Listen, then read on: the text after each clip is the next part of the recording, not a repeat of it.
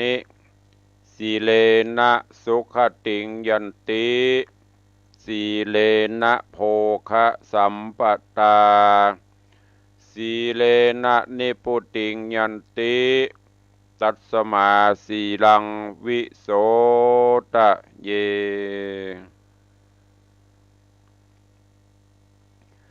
ได้นำปาสาธุชนญาติโยมพุทธบริษัททุกท่านได้เข้าเฝ้าองค์พระผู้มีพระภาคเจ้าได้ไหว้พระนบธรรมได้สมาทานศีลเป็นที่เรียบร้อยวันนี้วันพระวันศีลน้อมเอิญเจิญจวนญาติโยมพุทธศาสนิกชนเฮาเจ้าข้าทั้งหลายเนอะได้ไหว้พระนบธรรมได้ประพฤติวัดปฏิบัติตุลุงได้รณรงค์เจิญจวนญาติโยมสาธุชนเฮาท่านทั้งหลายมาตลอดว่าเมื่อถึงวันพระวันศีลก็ได้เตรียมดอกไม้ธูปเทียนก่อนที่จะถึงเพิ่นเฮาว่าวันดายันตวานี่ก็เก็บดอกไม้ธูปเทียนเอาไว้เพื่อที่จะสักการะบูชาพระพุทธพระธรรมพระสงฆ์ไหว้คุณพ่อคุณแม่ตลอดจนสิ่งศักดิ์สิทธิ์ทั้งหลายในบ้านในจองในที่อยู่ของเฮาและพอถึงวันพระก็ตื่นกันเจ้าเป็นกว่าปกติสักหน่อยนึงอาบน้ำอาบท่าถ้าไม่ได้ไปวัดก็อยู่ที่บ้านที่จองไหว้พระนบธรรมแถมสิ่งหนึ่งที่ได้รณรงค์ได้เชิญชวนญาติโยมพุทธศาสนิกชนเฮาเจ้าข้าทั้งหลายได้ปฏิบัติเป็นประจำนั่นก็คือทุกวันพระปากันมารุ่งขาวห่มขาวห่มถึงกายห่มถึงใจเฮาก้อยๆฝึกไปก้อยๆปฏิบัติไปเมินเข้าก็จะเกิดความเคยชินทุกวันพระวันศีลบ่ว่าลูกบ่ว่าหลานปากันนุ่งขาวห่มขาวให้วันหนึ่งอันจะเป็นสิ่งบ่งบอกว่าสละซึ่งกิเลสตัณหาต่างๆเฮาพอชุดขาวใส่ชุดขาวเฮาจะทำอย่างลงไปเฮาก้มพออย่างน้อยก็เป็นการเตือนสติและแถมอันหนึ่งก็คือเป็นการประกาศให้เพิ่นได้ฮู้ว่าโอ้วันนี้วันพระวันศีลโลเป็นปฏิทินช่วยกันจะฮู้ได้จะใดถ้าเฮาร่วมกันใส่กูบ้านกูจองกูคู่กูคนวันพระวันศีลไปกาดไปลีไปที่ไหนก็หันแต่ผู้ที่นุ่งขาวห่มขาวก็เป็นการที่ช่วยกันรณรงค์รักษาแห่งต่างหนึ่งเพราะฉะนั้นตุลุงก็เชิญชวนญาติโยมศรัทธานาบุญเฮาเนอะทุกวันพระทุกวันศีลบ่ว่าจะเป็นกลางภาษาบ่ว่าจะเป็นนอกภาษาก็ได้นุ่งขาวห่มขาวไปไผจะว่าจะได้ก็จ้างมันเตอะอีป้อยแม่ญาติโยมพุทธศาสนิกชนเฮาคนถ้ามันจะว่าจะได้มันก็ถึงว่าถ้าเปิ้นบ่ว่าจะได้เปิ้นก็ถึงว่าอันนี้เป็นของคู่กันบนโลกมนุษย์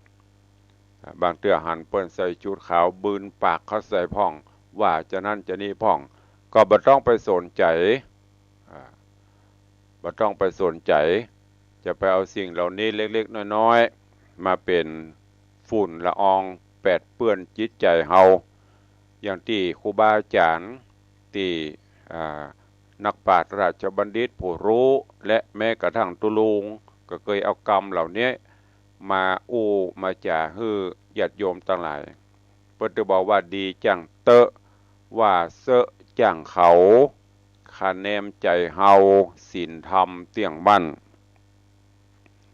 อันนินทากาเลเหมือนเทน้ำเปิ้นว่ามีไผที่บ่ถูกติฉินบ่มีไผที่บ่ถูกนินตาแม้แต่องค์พระปฏิมาพระพุทธรูปพระเจ้านั่งอยู่ปับปะแนงเจิงบนพระราชอาณบนเต้นแก้วคนก็ยังติฉินนินตาอยู่ ถ้ามันจะติจะใดมันตึงติญาติโยมทั้งหลายเฮาบ่ต้องเก็บเอาสิ่งเหล่านี้เอามาใส่จิตใส่ใจเนอะให้นึกเอาสิ่งที่ดีที่งามสิ่งที่เฮาทำแล้วบุญคือความสุขใจของเฮาสิ่งไหนที่เฮาทำลงไปแล้วบ่เดือดร้อนตัวเก่าบ่เดือดร้อนคนอื่น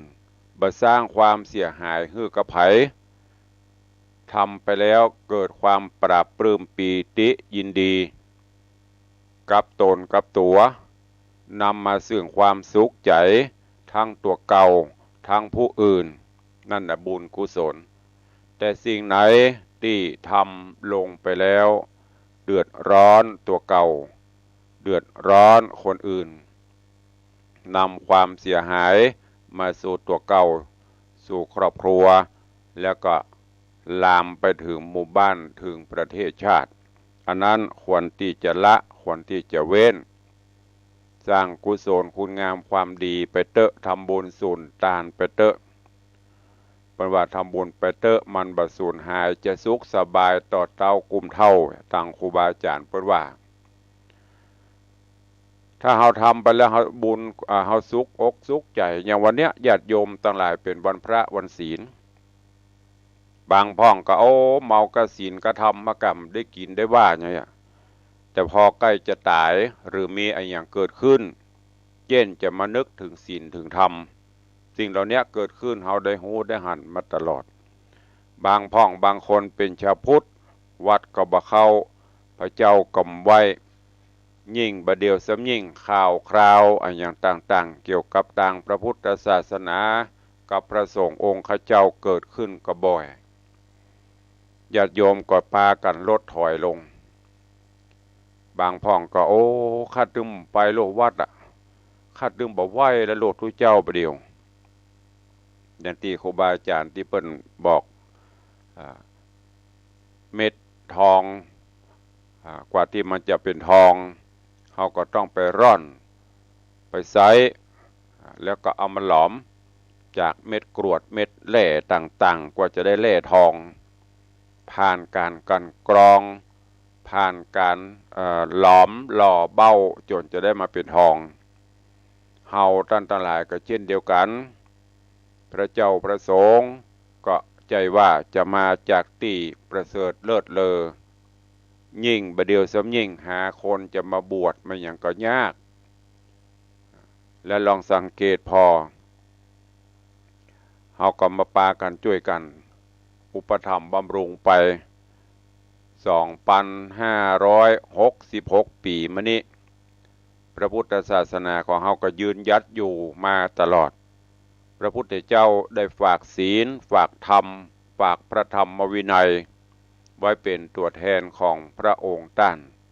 ไม่ได้ฝากศีลฝากธรรมไว้กับพระเจ้าประสงค์เพราะฉะนั้นที่จะดีจะไปยึดติดอะไรอย่างบางพ่องก็ไปหันอันนั้นอันนี้ยึดติดตุเจ้าพ่องยึดติดวัดวาอารามพ่องสุดท้ายมาก็จะเดือดร้อนทำไปเตอะญาติโยมทั้งหลายแม้แต่อย่างวันเนี้ยเข้าก้อนหรือว่าโบราณว่าเข้าปั้นกล้วยหน่วยตั้งจิตอธิษฐานทำบุญสูญตานก็เป็นพละบุญกุศลเนอะไม่จำเป็นต้องไปขนนั่นคนนี่ของดีของอย่างไปทำบุญทำไปด้วยจิตด้วยใจตั้งจิตอธิษฐานว่าเข้าก้อนนี้เม็ดนี้ปัจจัยทุกบาททุกสตางค์ข้าพระพุทธเจ้าหิหามาด้วยน้ำเหงื่อน้ำไข่หิหามาด้วยความสุจริตด้วยน้ำพักน้ำแรงขอน้อมถวายเป็นพุทธธรรมสังฆปูจาตั้งจิตอธิษฐานเอาส่วนการทำบุญไปน่ะเพิ่นว่าบุญจะเกิดขึ้นเมื่อใดตุลุงก็เคยบอกหลายเตื้อครูบาอาจารย์ท่านเจ้านักปราชญ์ราชบัณฑิตผู้รู้ก็เคยนำม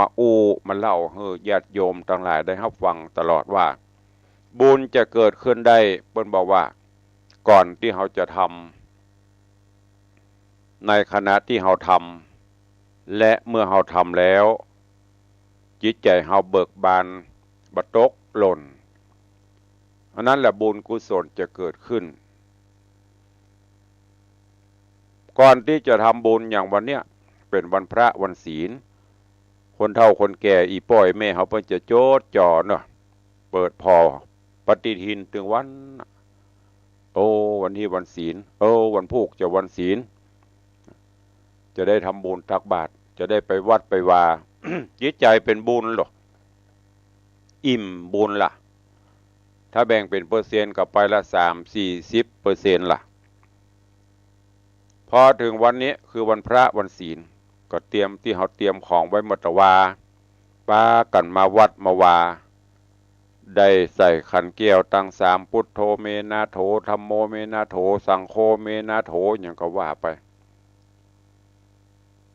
อรหังปัจจตังญาจิตังอย่างที่กรรมโบราณเพิ่นว่านะอันใดก็ได้ว่าไปเถอะ มันบ่สูญหายเนอะมันบ่เสียหายมันมีพิษเนาะบอกว่าบ่ได้เลยแห้งก็ตั้งจิตอธิษฐานเอาหย่อนดอกลงไปในขันในพานจิตใจเฮาก็อิ่มเพราะบ่มีหยังมาขุ่นมัวพอตุเจ้าถึงเวลาตุเจ้าเปิ้นขึ้นวิหารนำปาญาติโยมไหว้พระนบธรรมรับบิณฑบาตเข้าทุกเม็ดทุกก้อนหย่อนลงบาตรตั้งจิตอธิษฐานตุเจ้าฮับบาตรฮับปอนเสร็จเปิ้นก็ฮือปอน เฮาก็กรวดน้ำแผ่ภายยายบุญอุทิศฮือป่อฮือแม่ครูบาอาจารย์ผู้มีพระคุณผีตายเก่าเน่าเมินเปตะวิสัยตลอดจนทรัพย์ประสัตทั้งหลายพายแผ่ไปพออายุวันโนสุขังพลังยังปอเฮาก็มาสร้างภาวนาไม้ภาวนาตานนั่งทำสมาธิแห่งในช่วงที่เฮาประกอบศาสนกิจในช่วงที่เฮาทำบุญสุนทานจิตใจเฮาเบิกบานโลกบ่มีสิ่งใดมาขุ่นมาคล้องมาหม่องมามัวหับศีลหับปอนเสร็จกราบพระลาพระปิกบ้านปิกจองมันอิ่มบุญญาติโยมทั้งหลายปัจจตังคือรู้ได้เฉพาะตัวไผ่ทำก็คนนั้นหูไอ้คนที่บ่ทำมันก็จะว่าไปสปะฟังอย่างตีตุลวงทองไปจะว่าฟังกำทำกินพี่ดำกับเข้ามันว่าไปมันเงียบไปแต่สุดท้ายญาติโยมตลาดหลวงพ่อบุคคลเหล่านี้ผลสุดท้ายมันเป็นจะไดกับคนที่เปิ้นสร้างกุศลคุณงามความดีเพราะฉะนั้นทำบุญไปแล้วจะไปเสียดายตุลุงเกยบอกญาติโยมศรัทธาหลายเตื้อนักปราชญ์ราชบัณฑิตครูบาอาจารย์ก็เคยชี้แนะชี้นำ ถ้าเฮายังเสียดายยังทรัพย์สิ่งสริงคารเข้าของหันเปิ้นตาลไปตัวเปิ้นสักแต่ว่าตาลหรืออย่างที่เฮาหั่นข้าวหั่นคราวต่างๆเกิดขึ้นโอ้จะอีลำเหลือกูกินเองได้ไปตาลจะอีลำเหลือกูกินเองได้ฮื้อนั่นแสดงว่าที่ตั้นทั้งหลายทำมันนั้นลบกรบหายหมดเกิดความเสียดายขึ้นมีตุเจ้าตัวหนึ่งใครทดลองว่าโยมทำบุญแล้วจะเกิดความเสียดายอย่างก็เพิ่นทดลองจะได้ถึงวันพระวันศีลจะเนี้ยวันพระวันศีลเช่นเนี้ยญาติโยมคนหนึ่งก็เอาอาหารที่ประณีตอีกมาใส่บาตรพระเจ้าประสงค์เพิ่นรับบาตรหมดล่ะใครทดลองดูพอเหรอว่าโยมคนนี้จะลดละทิฏฐิอย่างต่างๆได้ก่อนทั้งที่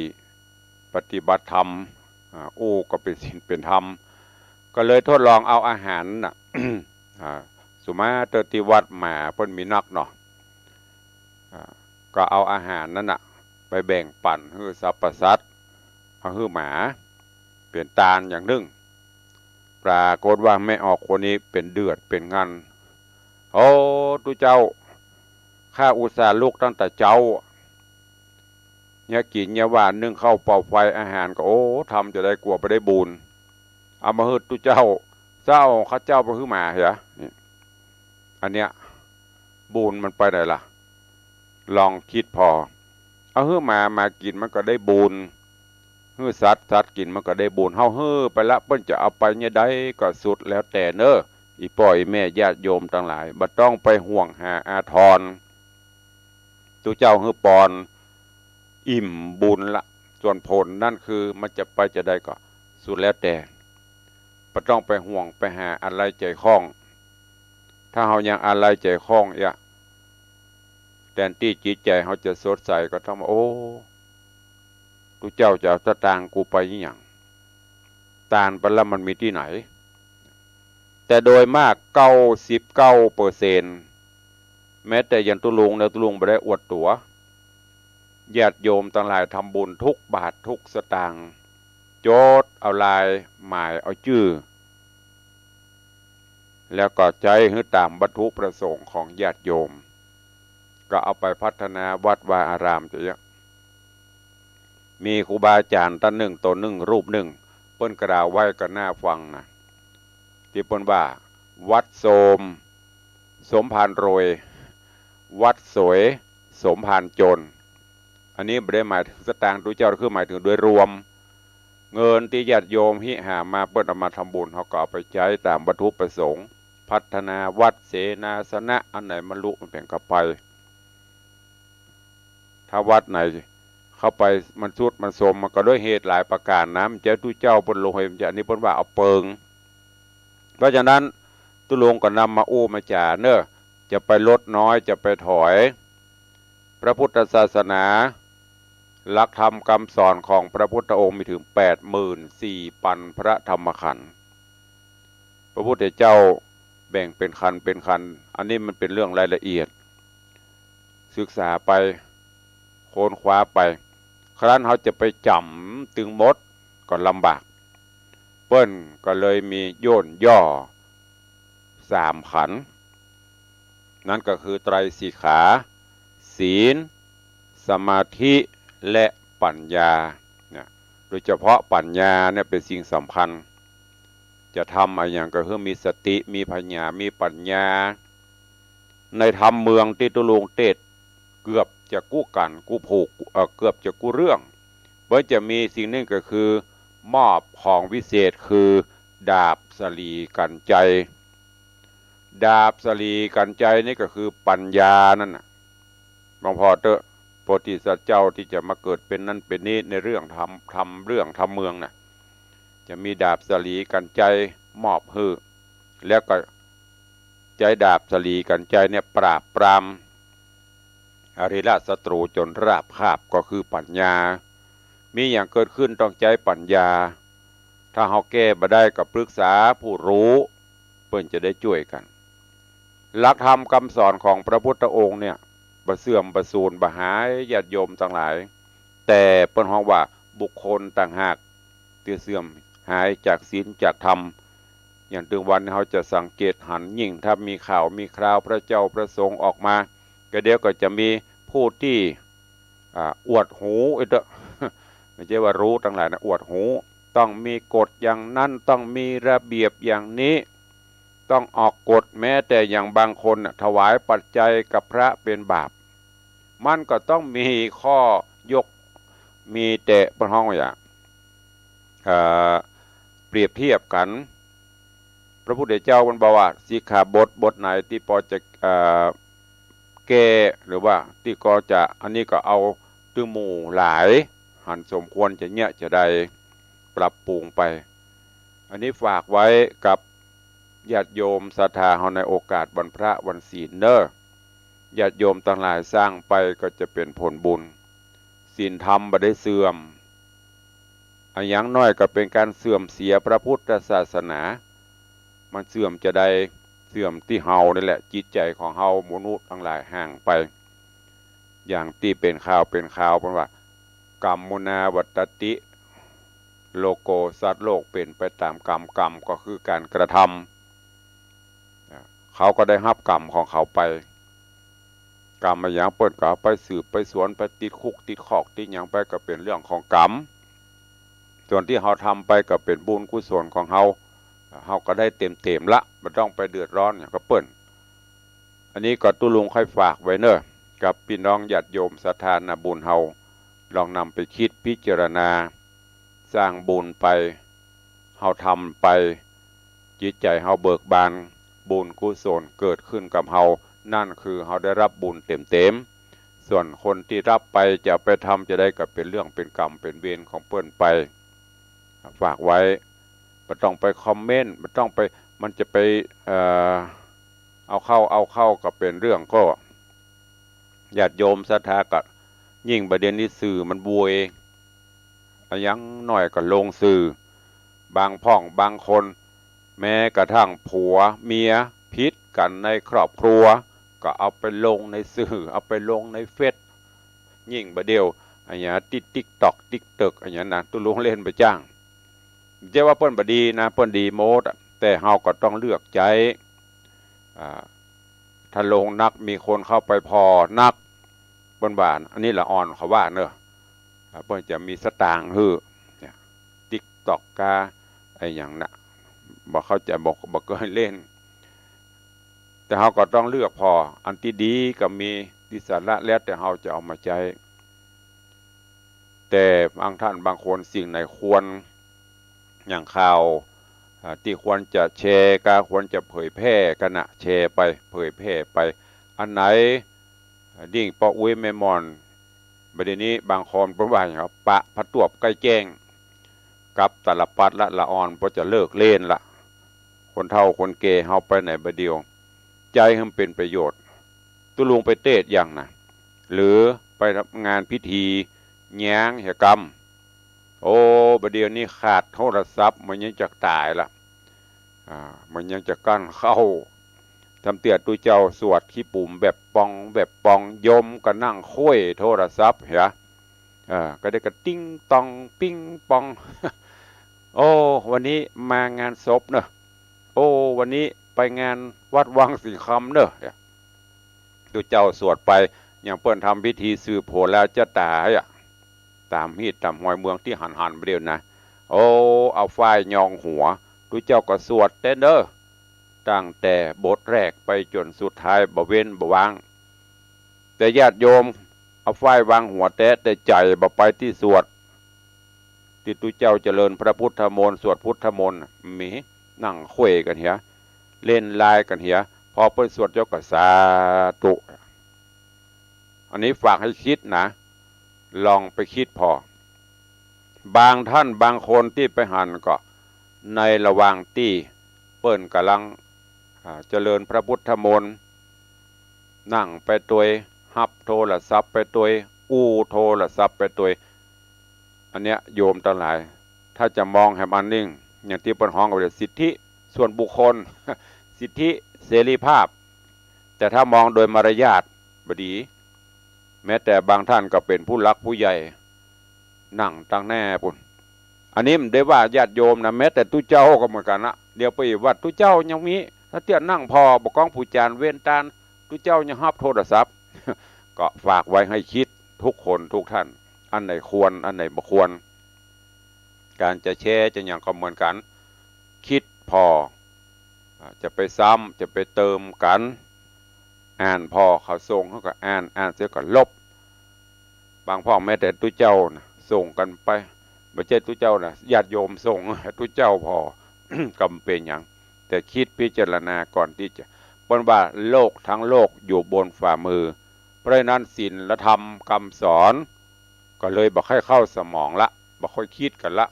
แล้วก็ปากันไปเหมาว่าศีลธรรมเสื่อมศีลธรรมบ่เสื่อม คนต่างหากเสื่อมจากศีลจากธรรมไปจะเนี้ยจะได้ให้มันปิ่นให้เหมือนเดิมเหมือนเก่าก็ฝากให้ท่านทั้งหลายได้คิดในโอกาสวันพระวันศีลเนอะวันนี้ไม่จะเตะโหงหินอูไปเป็นวันพระวันศีลก็เลยเอานาสาระเนอะ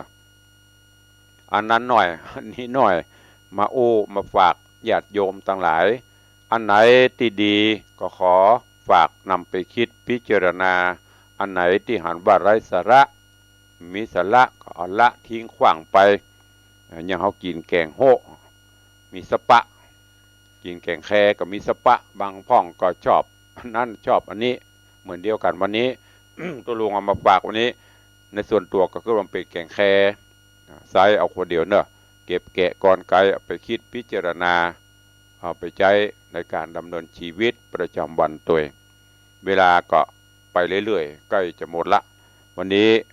ก็ก่อนที่จะได้อุจากับทางบ้านทางจองที่ฟังทางวิทยุก็ขออนุญาตไปตักไปตายพี่น้องญาติโยมครูบาอาจารย์ที่เข้ามาติดตามรับชมรับฟังกันทางFacebook ไลฟ์เนาะทาง Facebook ไลฟ์ก่อนแล้วก็เดี๋ยวก็จะได้อู้ได้จ่าพี่น้องศรัทธาทางบ้านทางจองเนอะ ขอเจริญพรต้อนรับโยมกฤษณาวิเชียรกราบสาธุเจ้าข้าสาธุเจริญพรเนอะเจริญพรนะน้องคนเดิมกราบใบสาเจ้าตุลุงเจ้าข้าสาธุเจริญพรเจริญพรโยมพี่หมอมัทนาอำพันธ์กราบใบสาเจ้าหลวงพ่อธรรมครูสาธุเจริญพรเนอะเจริญพรโยมตู่โยมสุรัตน์เสาคำเป็นไดพ้องอาการดีขึ้นแล้วเนาะหายดีเป็นปกติแล้วเนาะเนี่ยการยังงานก็ขอคุณพระคุณเจ้าครูบาอาจารย์คุ้มครองเนอะเจริญพรพี่ไอ้ประสิทธิ์ทิพย์ฟัน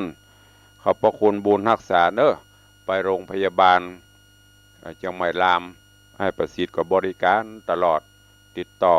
หมอติดต่อนั่นนี่วิ่งเรื่องได้รับความสะดวกสบายขอบคุณกับพี่ไอ้ประสิทธิ์ทิพย์ฟันตัว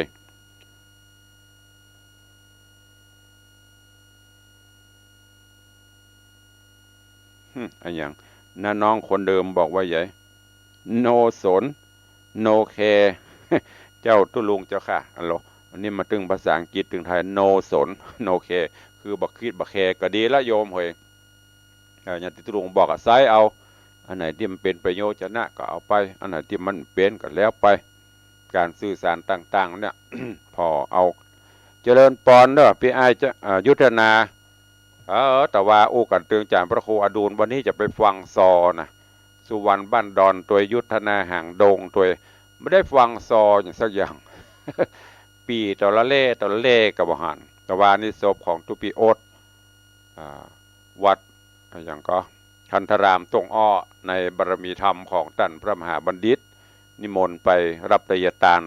แล้วก็ตุเจ้าโอตของหุจักกันตัว เป็นตะตุเจ้าไม่ใช่น้อย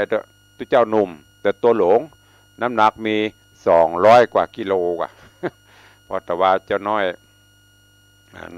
อย่างก็ชมรมคนเผาผีโอ้กะลงบันไดหน้าซาวหามจะเป็น พอเปิ้นหามประสาทอย่างก็ป่นไปเนาะเจริญพรเนื้อเป็นอายุธนาฟังธรรมของครูบาในวังม่วนอกม่วนใจแลกกันกับเปิ้นก็ค่อยไปฟังซอตัวเก่าไปซอสักคำแต่ว่าไปเลี้ยงเข้าใช่ปะ สาธุเนอะเจริญพรคุณโยมจันสายแปลงหลวงกราบสาธุเจ้าเจริญพรเจริญพรพินันล่าเนอะพินันจรันปิยจันอาสลมโดยซิวอาสลมปิยจันโดยซิวพินันติดตามตะวันนี้ขอบคุณเนอะร่วมโมทนาบุญอย่างก็การบำรุงกันน้ำกับไฟบำรุงกันเตะกันทำตุลุงเป็นจำนวนเงิน1,000 บาทก็ขอบคุณอนุโมทนาบุญโดยอุทิศให้พ่อให้แม่ญาติกาพี่น้องผู้ล่วงลับไปอู้ถึงเรื่องการทำก็รวดอนุโมทนาไปเนาะการทำแล้วก็บำรุงปูจากันเตะถวายเป็นก้าไฟก้าอินเทอร์เน็ตก้าโทรศัพท์สปันเนี่ยก็ขอบคุณโยมปเลียงธนวัฒน์แม่เลี้ยงทัดพิชาสุสิงคำรัตนมหาอุบาสกอุบาสิการ่วมปูจากันเตศร่วมบริจาคกับอินเทอร์เน็ตกับน้ำกับไฟตุลงเดือนหนึ่งก็บ่ได้อันนี้บ่ได้โจมเนอะแล้วก็บ่ได้เมตตาบ่ได้เรียกบนห้องก็บ่ได้รบกวนสุดแท้แต่สถานญาติโยมเพิ่นแต่ละเดือนเนี่ยจะมีการอินเทอร์เน็ตกับไฟกับโทรศัพท์หมู่นี่เดือนหนึ่งก็ประมาณ3,000 กว่าบาทเพราะอย่างไม่อย่างว่านักตุลงโทรศัพท์อินเทอร์เน็ตกับเจ้า ช่องสถานีเพื่อจะมีช่องของเปิ้นถ้าเฮาไปเจ้าก็ได้อันนี้ขอบคุณด้วยแล้วก็มีโยมแม่ปราณีพระยะไคหพลร่วมบริจาค400โยมแม่จันเพนคำโปธา500โยมแม่อุดคิดชัย200โยมแม่จันดีวิสุทธินัน500ล่าสุดโยมเป็นอันล่าเป็นอันจรันปิยจันทร์1,000 บาทสาธุเนอะเจริญปอนโยมแม่ทองคำที่บงคำกราบไหว้สาเจ้าสาธุเจริญปอนเจริญปอนโยมปัทมาเจมโรกราบไหว้สาเจ้าตุปอสาธุเจริญปอนคุณโยมชนจันทร์ซอนคำไหว้สาเจ้าสาธุเจริญปอนโยมแม่จันดีวิสุทธินันกราบไหว้สาเจ้าขอบคุณนะแม่เนอะอาหารที่ถวายว่าจะเป็นนั่นนี่แต่บอกอะมีอย่างพ้องแม่เปิ้นเอามาถวายสิ่งเหนือเสือใต้สิ่งเหนือก็คือแม่จันดีวิสุทธินันเสือใต้ก็คือแม่ประณีพยะไคหพลชายกลางก็คือพ่อเลี้ยงธนวัฒน์แม่เลี้ยงทัดพิชาเนี่ยบำรุง ขอบพระคุณบุญรักษาเจริญปอนยมอัมพรกันทมีเจริญปอนแล้วก็มีกราบถวายการต้อนรับถวายความเคารพท่านอาจารย์พระอรุณชุติปัญโยเนอสาธุโมทมิกับการทำหน้าที่เผยแผ่พระพุทธศาสนาก็เช่นเดียวกันครับผมช่วยกันเผยแผ่ไปสิ่งดีๆให้กับญาติกับโยมเพื่อไปใส่เอาคนเดียวเนาะกราบถวายความเคารพถวายการต้อนรับเนอหลวงพ่อท่านพระครูโกมุตสิทธิการหลวงพ่อเจ้าวาดวัดโกมุตพุทธรังสีติดตามรับฟังญาติโยมก็เข้าไปพอของเพื่อนได้เนอะหลวงพ่อเพื่อก็มี TikTok มีธรรมะต่างสื่อก็ได้เข้าไปติดตามพอก้อยกันอันนี้ก็ขอบคุณอนุโมทนาบุญกับทุกท่านตัวเองที่ได้เข้ามาติดตามรับชมรับฟังเหลือเวลาแถมน้อยเพื่อทางบ้านจะน้อยจ่วยก็เดี๋ยวจะไม่ได้อู้ได้จ่าทางบ้านทางจองใครจะอู้จะเอ่ยกับตุลุงเนอะทางบ้านก็เข้ามาได้เข้ามาสุดท้ายพินานอินสมเตปินพิทยาจารย์พิธีกรชื่อดังพินานร่วมทำบุญตัวแหม5 ล้านไปแจ้500เนอะสาธุกับพินานเนอะนี่ก็อาชีพนักบินอาชีพเสียงเหมือนกันก็ไปตำหั่นตำนี่ไปป้าตลอดพินานใจดีหอมกินหอมตาลก็เหมือนยังเป็นตู้น้องตู้นุ่งตู้แต่ก่อนเพื่อนก็เป็นนักบินวันนี้ได้ร่วมทำบุญกับตุลุงปูจากันน้ำกับไฟปูจากันเทศกันทำอุทิศกุศลให้ป่อให้แม่เนอะแหม500 บาทสาธุเจริญปอนยมปเลี้ยงธนวัฒน์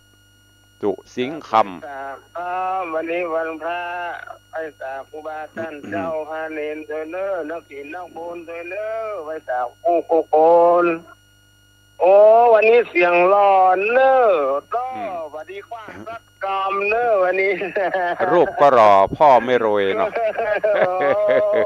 จะมีพ่อเลี้ยงอุปถัมภ์เนี่ยปีมันดีเนาะดีขนาดครับเพื่อกำลังใจเนอท่านพระครูเอาสาธุตัวไว้สาข้าเมื่อกำลังใจวันนี้วันพระราชชาได้มีวัดนะไว้สาข้ามันมาแต่เจ้าแล้วหรอโอ้ไว้สาข้าสาธุบุญรักษาเนออยู่ดีมีสุขสาธุครับผมสาธุครับขอบคุณพ่อเลี้ยงธนวัฒน์ไม่เลี้ยงมาวัดละปะกันตะกี้แต่ยังไม่ได้เอิ้นเพราะถ้ามีบนวิหารอาสายต่อไปตั้งบ้านตั้งจองใครจะอู้ตัวเจริญปอนแม่บุญปันมีงานฟังเทศวันนี้มันในเราจะเนี่ยสนใจละวันนี้ไปตามอันนี้ไปมาจะเทศเวลามันจะปอก็เลยบรรยายสรุปแก่งแค่วันนี้วันท่าก็ดีแล้วเราว่าอะไรกันไม่ไปฟังเทศเขาอู้กับพวกเรียกพวกเราอย่างนี้จมเขาไม่อย่างพวกอู้กับพวกอะไรอย่างนี้ดูเจ้าอีหรอกสาธุขอบคุณบุญรักษาเนอะไม่ปันเนอะจะเลินปอนสาธุโยมแม่บุญปันมีงานใจสถานเจดีย์9 ยอดใครจะอู้ตัวแหมเหลือเวลาแถม3 นาทีตั้งบ้านตั้งจอง ตั้ง Facebook ก็มีอันใดก็เข้ามาได้เรื่อยๆเนอะล่าสุดตอนนี้มียายเพลินเพื่อนเกษตรกำลังรับชมแต่ไม่ได้คอมเมนต์มีอย่างก็เข้ามาขอบคุณทำกรรมเนอะกับพี่นานอินโสมเตปินพิธาจารย์มัคคณยกปุจานทั่วราชนาจักร เป็นตึงพิธีกรก็ได้เป็นตึงปุจานก็ได้พิธีเกินก็ได้ จะมาจากเซลเล่นกันตลอดวันนี้ร่วมโมทนาบุญปูจากันเตศปูจากันน้ำกับไฟบำรุงช่วยเหลือตู้ลง500 บาทสาธุเจริญปอน